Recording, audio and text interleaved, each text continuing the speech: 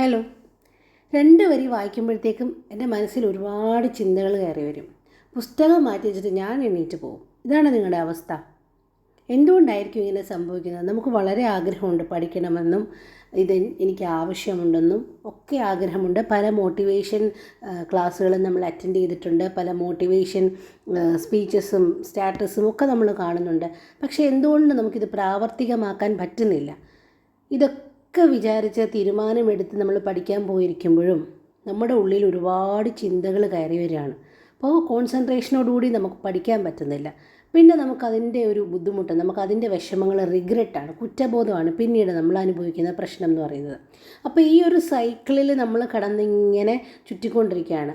Motivation ഇല്ല, depressed ആവുന്നു, പെട്ടെന്ന് മോട്ടിവേഷൻ കിട്ടുന്നു, തീരുമാനമെടുക്കുന്നു പഠിക്കാമെന്ന്, വീണ്ടും പുസ്തകത്തിൻ്റെ മുന്നിൽ പോയിരിക്കുന്നു, ചിന്തകൾ വരുന്നു, പഠിക്കാൻ പറ്റുന്നില്ല, വീണ്ടും നമ്മൾ എഴുന്നേറ്റ് പോകുന്നു, നമുക്ക് കുറ്റബോധം ഉണ്ടാകുന്നു.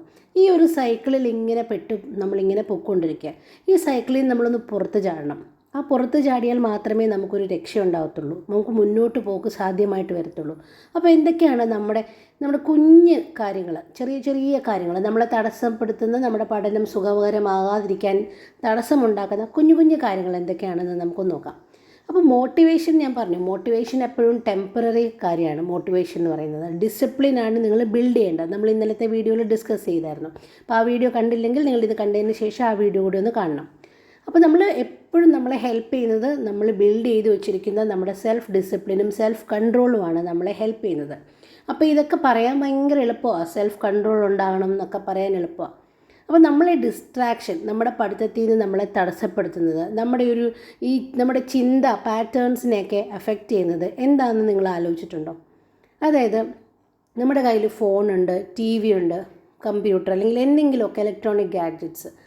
മോസ്റ്റ്ലി ഇതാണ് നമ്മളെ ഡിസ്ട്രാക്റ്റ് ചെയ്യുന്ന സാധനം.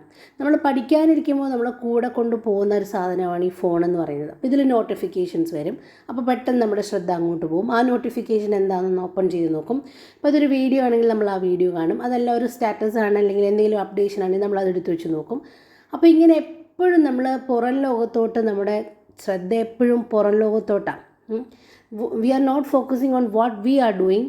നമ്മുടെ ഫോക്കസൊക്കെ എപ്പോഴും എങ്ങനെയാണ്? What others are doing.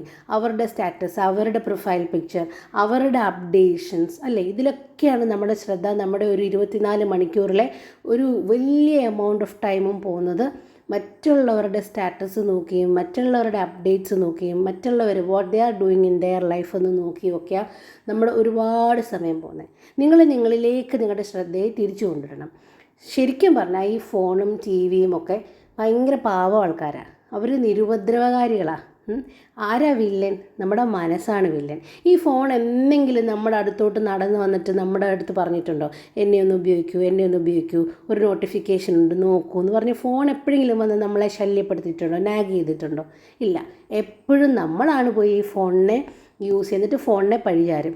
ഈ ഫോൺ കാരണമാണ്, അല്ലെങ്കിൽ ഈ ടി വി കാരണമാണ് നമുക്ക് ശ്രദ്ധയില്ലാതെ പോകുന്നത്, എൻ്റെ സമയം നഷ്ടപ്പെടുത്തുന്നതൊക്കെ ഇതൊക്കെയാണെന്ന് നമ്മൾ ഇവരെ ബ്ലെയിം ചെയ്യും. പക്ഷേ ഇവരൊക്കെ ശ്രദ്ധിച്ചു നോക്കി, ഇവരൊക്കെ ഭയങ്കര പാവങ്ങളാണ്. നമ്മുടെ മനസ്സാണ് വില്ലൻ. നമ്മുടെ മനസ്സ് നമുക്ക് കൺട്രോൾ ചെയ്യാൻ പറ്റാത്തതുകൊണ്ടാണ് നമുക്ക് എപ്പോഴും ചെക്ക് ചെയ്തുകൊണ്ടിരിക്കണം. ഒരാവശ്യമില്ലെങ്കിലും നമ്മൾ ഏതോ ഒരു സിനിമയിൽ പറയുന്നുണ്ടല്ലോ, യാതൊരു ആവശ്യമില്ലെങ്കിലും നമ്മളെപ്പോഴും എവറി നൗ ആൻഡ് ദെൻ നമ്മൾ ഫോണും ചെക്ക് ചെയ്യും, നമ്മൾ ഫ്രിഡ്ജും തുറന്നു നോക്കും.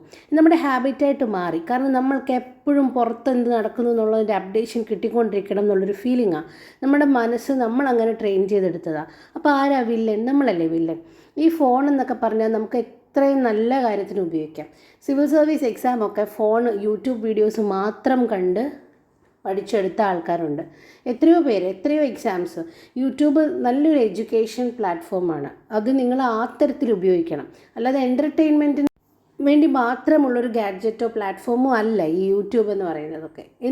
എന്തായാലും ഫേസ്ബുക്ക് ആയാലും ഇൻസ്റ്റഗ്രാം ആയാലും ഒക്കെ നിങ്ങൾക്ക് എഡ്യൂക്കേഷന് വേണ്ടിയിട്ട്, നിങ്ങളുടെ ജീവിതത്തിൽ പ്രയോജനമാക്കാൻ വേണ്ടിയിട്ട് നിങ്ങൾക്ക് ഉപയോഗിക്കാം.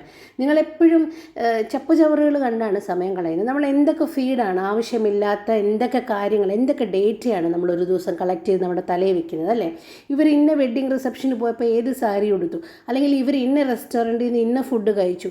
എന്താണ് നമ്മുടെ ലൈഫിൽ എന്ത് യൂസാണ് അതൊക്കെ കണ്ടിട്ട്? അല്ലേ? ആ സമയം നിങ്ങൾ ഇൻസ്റ്റഗ്രാമും യൂട്യൂബും ഒക്കെ നിങ്ങൾ എഡ്യൂക്കേഷൻ പർപ്പസിന് വേണ്ടി, നിങ്ങളുടെ ലൈഫിന് പ്രയോജനമാകുന്ന പർപ്പസിന് വേണ്ടി ഉപയോഗിക്കുകയാണെങ്കിൽ നിങ്ങൾക്ക് ഒത്തിരി ഹെൽപ്ഫുൾ ആയിരിക്കും. നിങ്ങളുടെ ടൈം ഒരുപാട് സേവ് ചെയ്യാം, നിങ്ങൾക്ക് കുറേയും കൂടി പ്രൊഡക്റ്റീവ് ആകാം. ഇതൊക്കെ അവോയ്ഡ് ചെയ്തിട്ട് ജീവിക്കുക എന്നുള്ളതല്ല ഒരു നല്ല രീതി എന്ന് പറയുന്നത്. ഇതൊക്കെ അവോയ്ഡ് ചെയ്തിട്ട് നമുക്ക് ജീവിക്കേണ്ട ആവശ്യവുമില്ല. കാരണം ഞാൻ പറഞ്ഞില്ല, ഈ ഗാഡ്ജറ്റ്സ് ഒക്കെ പൊതുവേ നിരുപദ്രവകാരികളാണ്, നമ്മളെ ഹെൽപ്പ് ചെയ്യാൻ വേണ്ടിയിട്ടുള്ളതാണ്. നമ്മുടെ അറിവില്ലായ്മ കാരണമാണ് നമ്മൾ ഇവരെയൊക്കെ തിരിച്ച് നമ്മുടെ ജീവിതത്തിൽ സമയം കൊല്ലികളായിട്ട് ഇവരെ യൂസ് ചെയ്യുന്നത് നമ്മുടെ അറിവില്ലായ്മ കാരണമാണ്. അപ്പോൾ യൂട്യൂബ് ഉണ്ടെങ്കിൽ നിങ്ങൾക്ക് ഒരുപാട് എഡ്യൂക്കേഷണൽ വീഡിയോസ് കാണാം, നിങ്ങൾക്ക് ഒരുപാട് ഇൻഫർമേഷൻസ് കിട്ടും.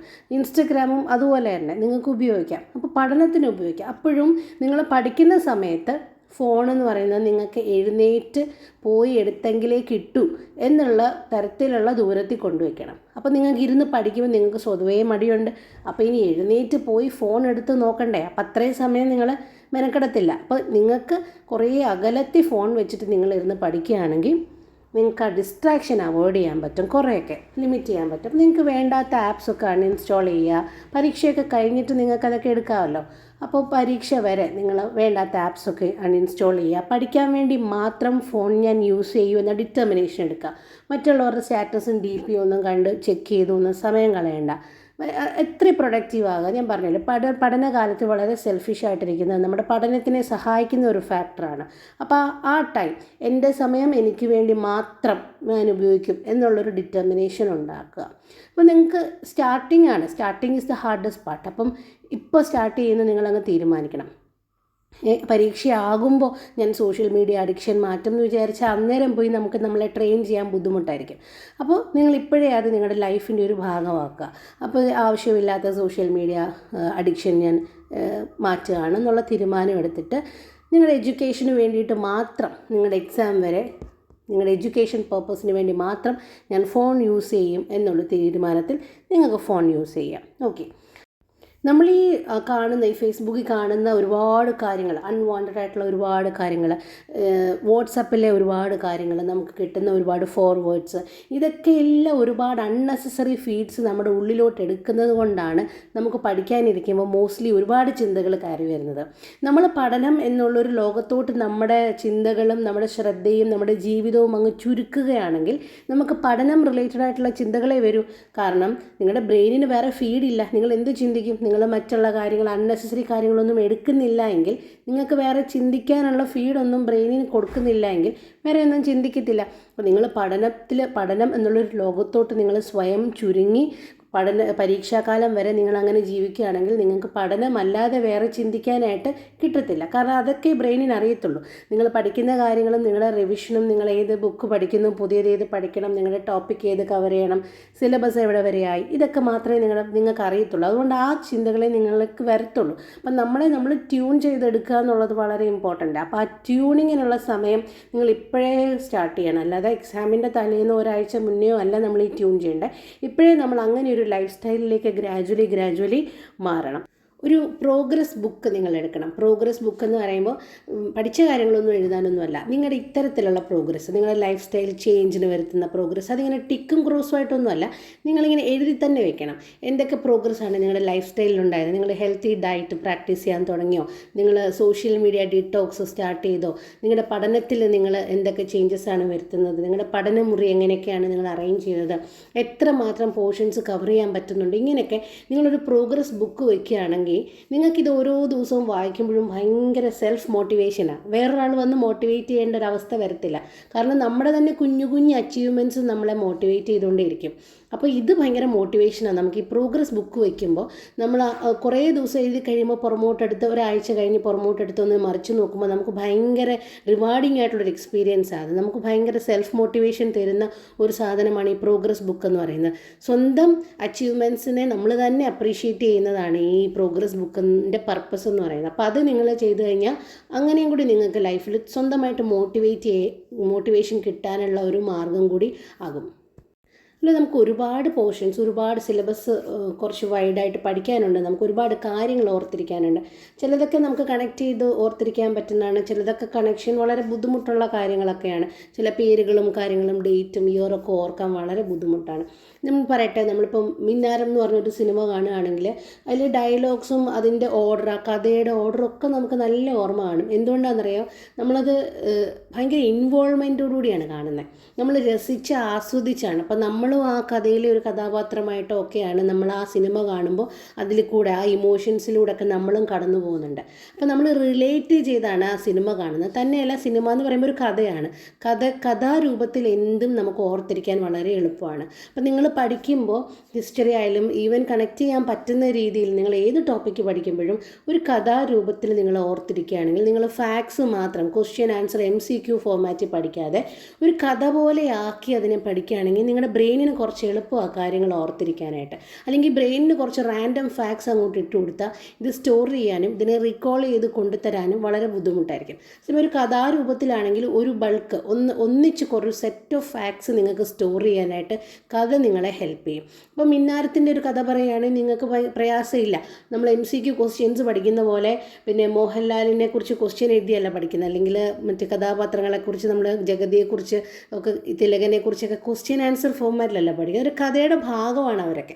അപ്പോൾ ഈ കഥയുടെ ഭാഗമായിട്ട് വരുന്ന ഫാക്ട്സ് നമ്മൾ പോലും അറിയാതെ ഒരു കഥാരൂപത്തിൽ നമ്മുടെ ബ്രെയിനിൽ സ്റ്റോർ ആകും. അപ്പോൾ നമുക്ക് റീകോൾ ചെയ്ത് എടുക്കാനായിട്ട് വളരെ എളുപ്പമാണ്. അപ്പോൾ വിഷ്വലൈസ് ചെയ്യാൻ പഠിക്കണം. അപ്പോൾ നിങ്ങളുടെ ഇഷ്ടത്തിനൊരു ചാർട്ട് പോലെയോ പടം പോലെയോ ഒക്കെ വരച്ച് നിങ്ങളുടേതായ സ്വന്തമായിട്ടുള്ള നോട്ട്സിലൊക്കെ എഴുതി, നിങ്ങൾ സെൽഫ് നോട്ട്സ് എപ്പോഴും ഇമ്പോർട്ടൻ്റ് ആയിട്ടോ. അപ്പോൾ ചാർട്ട് പോലെ പല കളറിലൊക്കെ വരച്ച് ഹൈലൈറ്റ് ഒക്കെ ചെയ്ത് നിങ്ങളുടെ ബുക്കിൽ സ്വന്തമായിട്ട് നോട്ട്സ് എഴുതി പഠിക്കുകയാണെങ്കിൽ അത് നിങ്ങളുടെ മെമ്മറിയെ ഹെൽപ്പ് ചെയ്യും. അപ്പോൾ നമുക്ക് ഓർക്കാൻ ബുദ്ധിമുട്ടുള്ള കാര്യങ്ങൾ നമ്മൾ ചില രസകരമായ രീതിയിൽ എഴുതി വയ്ക്കുക, ചാർട്ട് പോലെ ആക്കുക, കഥ പോലെ ആക്കുക, രസകരമായ കഥ പോലെ ആക്കുക. അപ്പോൾ അത് നമ്മുടെ സ്വന്തം എഫേർട്ടിൽ നമ്മൾ ചെയ്യുമ്പോൾ രസകരമായിരിക്കും. ഒരുപാട് കോഡുകൾ നിങ്ങൾക്കറിയാം, ഒത്തിരി കോഡുകൾ നിങ്ങൾ പഠിച്ചിട്ടുണ്ട്.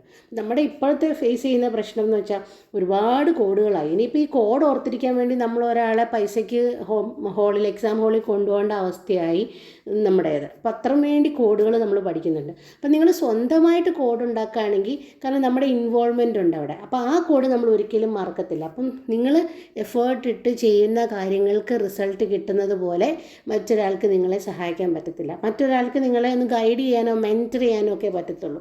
എപ്പോഴും ആ എഫേർട്ട് വരേണ്ടത് നിങ്ങളുടെ ഭാഗത്തുനിന്ന്. അപ്പോൾ ഇത്രയും കാര്യങ്ങളൊക്കെ ശ്രദ്ധിക്കുക. ഡിസ്ട്രാക്ഷൻ എന്ന് പറയുന്നത് എപ്പോഴും ഞാൻ പറഞ്ഞല്ലോ, ഫോണും TVയും ഒക്കെ ഭയങ്കര പാവം ആൾക്കാർ, അവരെയൊന്നും ഇനി കുറ്റം പറയണ്ട.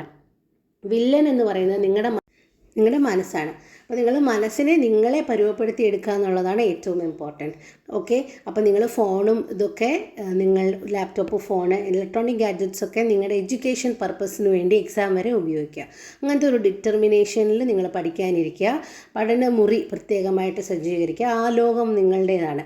അവിടെ നിങ്ങൾക്ക് സ്റ്റിക്കി നോട്ട്സ് ഉണ്ടാക്കി വെക്കാം, ടു ഡു ലിസ്റ്റ് വെക്കാം, നിങ്ങളുടെ പ്രോഗ്രസ് ബുക്ക് വെക്കാം, നിങ്ങളുടെ ബുക്സൊക്കെ അടുക്കി വളരെ നീറ്റായിട്ട് ആ സ്ഥലത്തേക്ക് കയറുമ്പോഴേ പഠിക്കാനായിട്ട് നിങ്ങളുടെ ബ്രെയിൻ പ്രിപ്പയർഡ് ആവണം. നിങ്ങളുടെ ബോഡി നിങ്ങളെ ഹെൽപ്പ് ചെയ്യണം, നിങ്ങളുടെ മനസ്സ് അതിന് തയ്യാറാകണം. അത്തരത്തിൽ വേണം നിങ്ങളുടെ പഠനമുറി ഒരുക്കാനായിട്ട്.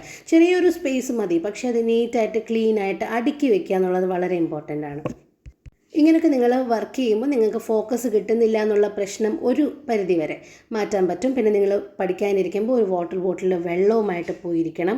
ഇടയ്ക്കിടയ്ക്ക് വെള്ളം കുടിക്കുക. ബോറടിക്കുമ്പോൾ നിങ്ങളുടെ പൊസിഷൻ ഒന്ന് ചേഞ്ച് ചെയ്യുക. എഴുന്നേറ്റൊന്ന് നടക്കുക, ജസ്റ്റ് പൊസിഷൻ ഒന്ന് ചേഞ്ച് ചെയ്ത് മാറിപ്പോയിരുന്ന് ഒരു സ്ഥലത്തൊന്ന് മാറിപ്പോയിരുന്ന് വേറൊരു സ്ഥലത്തിരുന്ന് കുറച്ച് നേരം പഠിക്കുക. അങ്ങനെയൊക്കെ നിങ്ങൾ ട്രൈ ചെയ്യണം. കാരണം എങ്ങനെ പോയാലും നിങ്ങൾ സെറ്റ് ചെയ്ത ടൈം ടേബിളിലെ ആ മണിക്കൂറുകൾ നിങ്ങൾ പഠിക്കും എന്നുള്ള ഒരു ഡിറ്റർമിനേഷൻ വേണം. അത് ഗ്രാജുവലി അത് നിങ്ങൾക്കൊരു ഹരമാവും, അത് നിങ്ങൾക്കൊരു അഡിക്ഷനാവും. പഠനം നിങ്ങൾക്കൊരു അഡിക്ഷൻ ആവട്ടെ. ഈ പറയുന്നതിൽ എന്തെങ്കിലും ഒരു കാര്യമെങ്കിലും നിങ്ങൾക്ക് പ്രയോജനപ്പെടുന്നുണ്ടെന്നെങ്കിൽ, ഇഷ്ടപ്പെട്ടുവെങ്കിൽ ലൈക്ക് ചെയ്യുക. നിങ്ങളുടെ അഭിപ്രായങ്ങൾ ഉറപ്പായിട്ടും കമൻറ്റ് ചെയ്യുക. കാരണം നമുക്കുള്ള മോട്ടിവേഷനാണ് നിങ്ങളുടെ ലൈക്കും കമൻറ്റും ഒക്കെ. അപ്പോൾ സബ്സ്ക്രൈബ് ചെയ്യാതെയാണ് കണ്ടെങ്കിൽ ഉറപ്പായും സബ്സ്ക്രൈബ് ചെയ്യുമല്ലോ. Thanks for watching. Bye. Happy learning and no social media.